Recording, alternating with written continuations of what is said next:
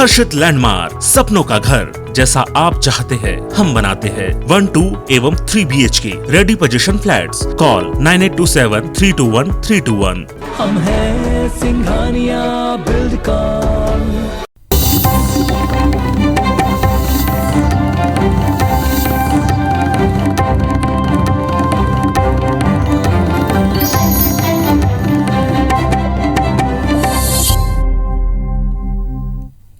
नमस्कार, आप देख रहे हैं IBC 24। मैं हूं आप सभी के साथ रचना नितेश और मध्य प्रदेश की खबरों के इस बुलेटिन में आप सभी का बहुत बहुत स्वागत है। रुक करेंगे खबरों का। हालिया दौर में प्रदेश में सत्ता पक्ष विपक्ष के बीच खुद को आदिवासी हितैषी बताने की होड़ साफ नजर आती है। गोंडवाना के वीर शहीद राजा शंकर शाह रघुनाथ शाह के 164वें बलिदान दिवस के मौके पर केंद्रीय गृह मंत्री अमित शाह जबलपुर में आदिवासी जननायकों का सम्मान करने आ रहे हैं, जिसे लेकर कांग्रेस ने कटाक्ष किया है कि बीजेपी NCRB की 2020 की रिपोर्ट हुई छीछा दलितों को छिपाने के इन आदिवासी हितैषी आयोजनों की ओट ले रही है। वहीं पूर्व CM दिग्विजय सिंह ने तो केंद्रीय मंत्री अमित शाह से मिलने का वक्त मांगा है ताकि उन्हें आदिवासियों पर अत्याचार की हकीकत बता सकें।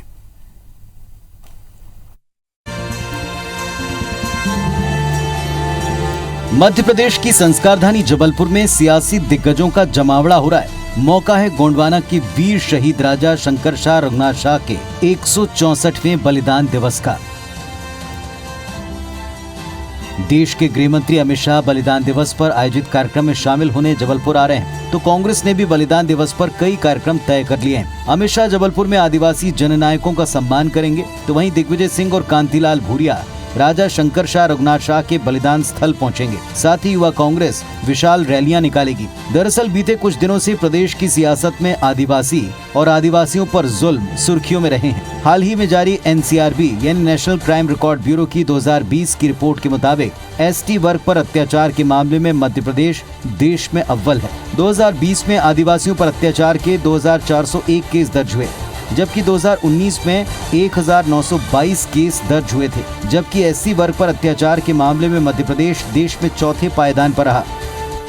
NCRB के आंकड़ों के बाद सत्ता पक्ष पर हमलावर कांग्रेस ने आरोप लगाया कि इस रिपोर्ट ने प्रदेश में सुशासन की पोल खोल दी। युवा कांग्रेस प्रदेश अध्यक्ष भूरिया के मुताबिक प्रदेश का आदिवासी अब हकीकत को समझ चुका है। वो भाजपा के आदिवासी कार्यक्रमों से बहलेगा नहीं। इधर बीजेपी का आरोप है कि विपक्ष केवल भ्रम फैलाता है। देखिए, इनको भी समझ में आ गया है कि इनकी कथनी करनी में कितना बड़ा अंतर है। इसलिए एक तरफ से आदिवासियों पर डंडे मारने का, प्रताड़ना करने का, उन पर अपराध करने का काम ये लोग करते हैं, और दूसरी तरफ ये दिखाने की कोशिश करते हैं कि आदिवासियों के जनहितैषी हैं। कांग्रेस के झूठ के पुलिंदे वो केवल झूठ बोल करके राजनीति करते हैं, जो अब संभव नहीं है। हम अच्छे तरीके से भारतीय जनता पार्टी की सरकार में सभी समाज वर्गों के विकास के साथ हर समाज वर्ग सुरक्षित है, अल्पसंख्यक समुदाय भी सुरक्षित है। ये सारी चीज़ देश की आज़ादी के समय से होना चाहिए था, पर जिन लोगों ने 50 साल तक सत्ता की, उन लोगों ने कभी आदिवासी जन नेताओं के योगदान को कभी उन्होंने ध्यान नहीं दिया। न कभी जन नेताओं का नाम लिया गया, न किसी आदिवासी जन नेताओं के कहीं स्टैच्यू तक नहीं बनाए गए। वहीं पूर्व मुख्यमंत्री दिग्विजय सिंह ने अमित शाह से जबलपुर में मिलने का वक्त मांगा ताकि वो देश के गृह मंत्री को प्रदेश में आदिवासियों की बदहाली बता सकें। इस पर बीजेपी ने पलटवार कर पूछा, दिग्विजय सिंह को सत्ता में रहते आदिवासियों की याद क्यों नहीं आई? भारतीय जनता पार्टी आदिवासियों का सिर्फ राजनीतिकरण करना चाहती है और वो अपने लाभ के लिए आदिवासियों की बात कर रही, जबकि आदिवासियों के साथ इस सरकार में, भारतीय जनता पार्टी की सरकार में अनेक तरीके से परेशानियों का सामना करना पड़ रहा है। कांग्रेस ने आज़ादी के इतने सालों के बाद 55-60 साल राज किया, उन्होंने तब तो कुछ नहीं किया। तब तो आप वोट बैंक मान करके काम करते रहे। आप 15 महीने कमलनाथ जी के नेतृत्व में उनकी सरकार रही, दिग्विजय सिंह चलाते रहे। कभी आदिवासियों के बारे में, जनजातीय क्षेत्र के बारे में, अनुसूचित जाति के बारे में काम नहीं किया। लेकिन जब भारतीय जनता पार्टी तो आज से नहीं, जब से बनी है तब से यही काम कर रही है। कुल मिलाकर आदिवासी अत्याचारों को लेकर NCRB की हालिया रिपोर्ट से घिरे सत्ता पक्ष का राजा शंकर शाह रघुनाथ शाह के बलिदान दिवस पर होने वाला आयोजन सियासी चश्मे से देखा जा रहा है, जबकि बीजेपी का दावा है कि वो देश के जननायकों के बलिदान को आज की पीढ़ी तक पहुंचाने का काम कर रहे हैं। ये आयोजन भी उसी क्रम में है। सवाल ये, प्रदेश का आदिवासी वर्ग इन आयोजनों या विरोध प्रदर्शन से कितना जुड़ पाएगा? विजेंद्र पांडे, IBC 24 जबलपुर। गोंडवाना के वीर राजा शंकर शाह रघुनाथ शाह के बलिदान दिवस पर कांग्रेस भी कल जबलपुर में कई आयोजन करने जा रही है। पूर्व मुख्यमंत्री दिग्विजय सिंह और पूर्व केंद्रीय मंत्री कांतिलाल भूरिया कल शंकर शाह और रघुनाथ शाह के बलिदान स्थल पर उनकी प्रतिमाओं पर माल्यार्पण करेंगे। वहीं युवा कांग्रेस बाइक रैली निकालेगी। युवा कांग्रेस के प्रदेश अध्यक्ष विक्रांत भूरिया का ये कहना है कि कल प्रदेश भर से युवा जबलपुर में जुटेंगे, जो बाइक रैली निकालते हुए शंकर शाह रघुनाथ शाह के बलिदान स्थल पर पहुंचेंगे। भूरिया ने जिला प्रशासन पर कांग्रेस के कार्यक्रमों को नाकाम करने की साजिश रचने का आरोप भी लगाया है। उन्होंने कहा कि एक तरफ गृह मंत्री अमित शाह समेत बीजेपी के कार्यक्रम की खुली छूट दी गई है, वहीं कांग्रेस को अनुमति देने में नानुकुर की जा रही है। वहीं भूरिया ने बीजेपी सरकार पर जननायकों के सम्मान की आड़ में वोट बैंक की राजनीति का भी आरोप लगाया। जिस तरह से जबरदस्त काम यूथ कांग्रेस ने दमोह के उपचुनाव में करा था और जिसमें सबके सामने आया था कि यूथ ने इतना जबरदस्त काम करा था कि 17,000 की जो ऐतिहासिक लीड 35 साल बाद कांग्रेस को मिली थी, वैसे ही आप रिकॉर्ड तोड़ जीत देखने को मिलेगी ये जितने भी चुनाव हैं, और इसमें कांग्रेस अपना हर चुनाव में परचम बिल्कुल लहराएगी। गोंडवाना के वीर क्रांतिकारी राजा शंकर शाह और रघुनाथ शाह के बलिदान दिवस पर जबलपुर में बड़ा सियासी शो होने जा रहा है। आइए आपको बताते हैं कि आखिर राजा शंकर शाह और रघुनाथ शाह कौन थे। दरअसल राजा शंकर शाह और उनके बेटे रघुनाथ शाह ने देश को आजाद कराने के लिए अपना बलिदान देकर बगावत की ऐसी चिंगारी जलाई थी जो अंग्रेजों के लिए आग बन गई थी। अंग्रेजों ने इन दोनों ही क्रांतिकारियों को सन 1897 में तोपों के मुहाने से बांधकर उड़ा दिया था।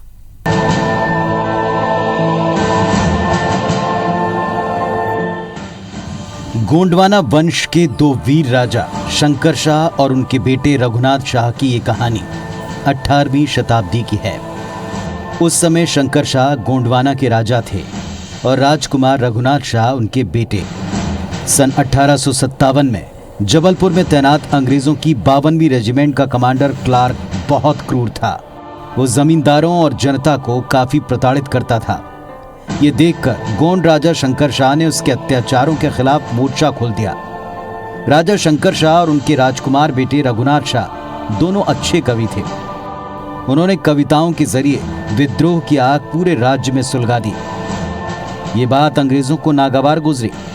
उन्होंने 14 सितंबर 1857 की रात राजा शंकर शाह के महल को घेर लिया और पिता पुत्र को बंदी बना लिया। जबलपुर शहर में अब भी वो जगह मौजूद है जहां पिता पुत्र को बंदी बनाकर रखा गया था। अंग्रेजों ने उनसे माफी मांगने और साम्राज्य के समर्पण की शर्त रखी, जिसे पिता पुत्र ने ठुकरा दिया और ऐसे में अंग्रेजों ने उन्हें बर्बर तरीके से मौत की सजा सुनाई। 18 सितंबर 1857 को पिता पुत्र को अलग अलग तोपों के मुंह से बांध दिया। जबलपुर के मौजूदा माल गोदाम चौराहे पर तब जनता की भीड़ उमड़ रही थी। तोपों से बंधे पिता पुत्र ने अपनी प्रजा को आजादी की अहमियत पर एक एक छंद सुनाया। छंद पूरा होते ही जनता में राजा और राजकुमार की जय के नारे गूंज उठे। इस बात से बौखलाए अंग्रेजों ने तोप में आग लगा दी और राजा शंकर शाह और राजकुमार रघुनाथ शाह वीर गति को प्राप्त हो गए। वो चाहते तो अंग्रेजों को सबका रहस्य बता देते, जैसा बाकी सभी ने कर लिया, ईसाई धर्म स्वीकार कर लेते, लेकिन उनको वो जो रानी दुर्गावती की जो आन बान शान थी, जिसने आसफ खान के साथ जंग लड़ी थी और इसको पराभूत नहीं होने दिया था, वह आत्मोत्सर्ग, प्राणोत्सर्ग और बलिदान की परंपरा शंकर शाह रघुनाथ शाह ने कायम की। राजा शंकर शाह और रघुनाथ शाह ने हंसते हंसते शहादत स्वीकार की, लेकिन अंग्रेजों के सामने घुटने नहीं टेके। वीर पिता पुत्र की शहादत के बाद पूरे गोंडवाना साम्राज्य में अंग्रेजों के खिलाफ बगावत शुरू हो गई, जो देखते ही देखते अंग्रेजों के खिलाफ एक शोला बनकर भड़की। जो एक बैठक हुई थी जिसमें पूरे महाकौशल के जो रजवाड़े थे उनको इकट्ठे कर अंग्रेजों का तख्ता पलट करने का प्रयास किया था। इसलिए उस दृष्टि से देखा जाए तो यह अति महत्वपूर्ण जो है आत्मोत्सर्ग है, प्राणोत्सर्ग है या बलिदान है। अंग्रेजों के अत्याचार की इस पराकाष्ठा में भी क्रांति का संदेश देकर हंसते हंसते कुर्बान हो जाना वीर शंकर शाह और रघुनाथ शाह के लिए ही संभव था। हालांकि वीर पिता पुत्र की शहादत को आज भी भारतीय इतिहास के पन्नों में प्रमुखता से दर्ज होने का इंतजार है। विजेंद्र पांडे, IBC 24, जबलपुर। प्रधानमंत्री नरेंद्र मोदी के 71वें जन्मदिवस पर बीजेपी ने सेवा ही समर्पण अभियान चलाया। आज सुबह से ही हनुमान चालीसा पाठ से लेकर स्वच्छता अभियान और पौधारोपण जैसे आयोजन किए गए। मध्य प्रदेश की शिवराज सरकार ने आज से 7 अक्टूबर तक जन कल्याण और स्वराज अभियान चलाने का फैसला लिया है।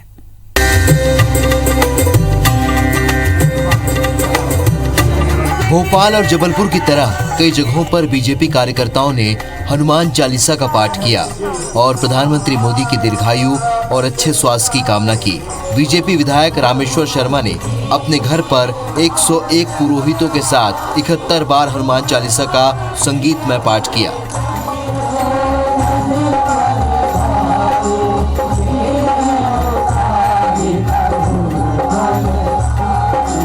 बीजेपी ने पीएम मोदी के जन्मदिन पर सेवा ही समर्पण अभियान चलाया, जिसके तहत कई कार्यक्रम किए गए। भोपाल के स्मार्ट सिटी पार्क में सीएम शिवराज सिंह ने 75 गणमान्य लोगों के साथ 75 पौधों का रोपण किया। साथ ही बीजेपी दफ्तर में पीएम मोदी के जीवन पर आधारित एक प्रदर्शनी का उद्घाटन भी किया।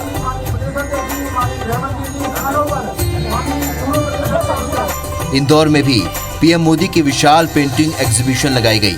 यहाँ मंत्री नरोत्तम मिश्रा और कैलाश विजयवर्गीय ने प्रदर्शनी का अवलोकन किया। इसलिए आज वैक्सीनेशन के महाअभियान में कार्यकर्ता जुटे हुए हैं, वृक्षारोपण के काम में जुटे हुए हैं, अलग अलग सेवा के काम चल रहे हैं। 7 अक्टूबर तक लगातार चलेंगे। जिनने कोरोना वैक्सीन के क्षेत्र में भारतीय वैक्सीन को बनाकर विश्व के अंदर भी हमारा नाम रोशन किया। सर्जिकल स्ट्राइक, एयर स्ट्राइक की बात हो, 370 की बात हो, 35A की बात हो, एक ऐसे व्यक्ति ने आज हम नमन कर रहे हैं जिनसे हमें प्रेरणा मिलती है। भारतीय जनता पार्टी ने पूरे देश के अंदर 17 तारीख से लेकर के 7 अक्टूबर तक सेवा और समर्पण का अभियान शुरू किया है। उस समर्पण के अभियान में, सेवा के अभियान में कार्यकर्ता किसी न किसी रूप में समाज में लोगों की सेवा के काम में लगे हैं, जो माननीय प्रधानमंत्री जी चाहते हैं। देश के इतिहास में उनके द्वारा किए गए कार्य इतिहास में स्वर्णिम अक्षरों में लिखे जाएंगे। चाहे धारा 370 हटाने का विषय हो, चाहे राम मंदिर बनाने का विषय हो, चाहे पिछड़े वर्ग के लोगों को संवैधानिक अधिकार देने का विषय हो, एक से एक क्रांतिकारी कार्य माननीय मोदी जी के नेतृत्व में हुए हैं। पीएम मोदी के जन्मदिन पर स्वच्छता अभियान भी चलाया गया। दमोह में केंद्रीय मंत्री प्रहलाद पटेल और मंत्री गोविंद सिंह ने तालाब में सफाई कर श्रमदान किया। साथ ही दिव्यांगों को साइकिल और अन्य उपकरण वितरित किए। ऊर्जा मंत्री प्रद्युम्न सिंह तोमर ने ग्वालियर के बहुड़ापुर के शमशान घाट में श्रमदान किया। उन्होंने शमशान में साफ सफाई की। अगर चरित्र है तो आदरणीय प्रधानमंत्री जी का है। एक लंबा कालखंड है जिस दिन से वो गुजरात के मुख्यमंत्री बने थे और प्रधानमंत्री बनने से आज तक एक दिन की छुट्टी न लेना, ये संयोग नहीं हो सकता। या तो ईश्वर की कृपा है या व्यक्ति का संकल्प। आज सफाई अभियान किया। माननीय देश के यशस्वी प्रधानमंत्री नरेंद्र मोदी जी की स्पष्ट मंशा है कि देश स्वच्छ हो, प्रदूषण मुक्त हो। पीएम मोदी के जन्मदिन पर वैक्सीनेशन महाअभियान भी चलाया गया। भोपाल से लेकर जबलपुर, इंदौर, ग्वालियर और पूरे प्रदेश में लोगों को वैक्सीन लगाई गई। खुद सीएम शिवराज सिंह भोपाल में एक वैक्सीनेशन सेंटर में पहुंचे और व्यवस्थाओं का जायजा लिया।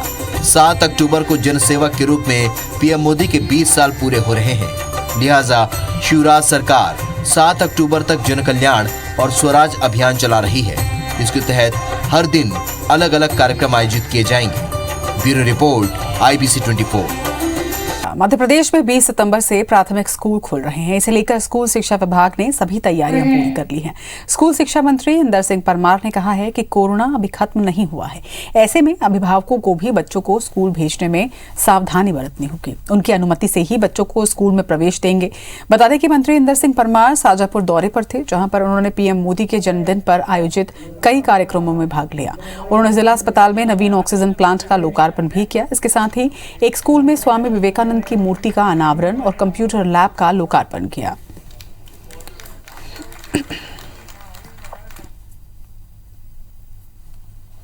प्राथमिक स्कूलों को हम खोलने जा रहे हैं और अभिभावकों की अनुमति से होगा। कोरोना प्रोटोकॉल का पूरा पालन करने का कहा है। 50% उपस्थिति के साथ में ही बच्चों को शिक्षा देने का काम करेंगे, इसलिए हम पूरे समय नहीं, पार्ट टाइम ही उसको बुलाएंगे। सप्ताह में 1 या 2 दिन बुला करके उनकी शिक्षा की जो पढ़ाई है उसको निरंतर जारी। इंदौर के रसोमा चौराहे पर डांस करने वाली मॉडल ने ट्रैफिक डीएसपी से माफी मांगी है। रेड लाइट होते ही जेब्रा क्रॉसिंग पर आकर मॉडल श्रेया कालरा ने डांस किया था। इस बात की जानकारी जब गृह मंत्री नरोत्तम मिश्रा को लगी तो उन्होंने कार्रवाई के निर्देश दिए थे। वहीं अब वायरल गर्ल श्रेया कालरा ने माफी मांग ली है। मॉडल के डांस के बाद एक युवक का वीडियो भी जमकर वायरल हुआ था। युवक रेड सिग्नल पर स्टंट करता नजर आया था। वहीं गृह मंत्री ने मॉडल के वीडियो के बाद ही जोर देकर इस बात को कहा था कि ये गलत परंपरा शुरू हुई है। इसका परिणाम भी 2 दिन बाद दिख गया। लड़के ने उसी चौराहे पर जाकर स्टंट किया। वहीं माफी मांगने पहुंची मॉडल से बातचीत की हमारे संवाददाता रवि हेमराज सिसोदिया ने।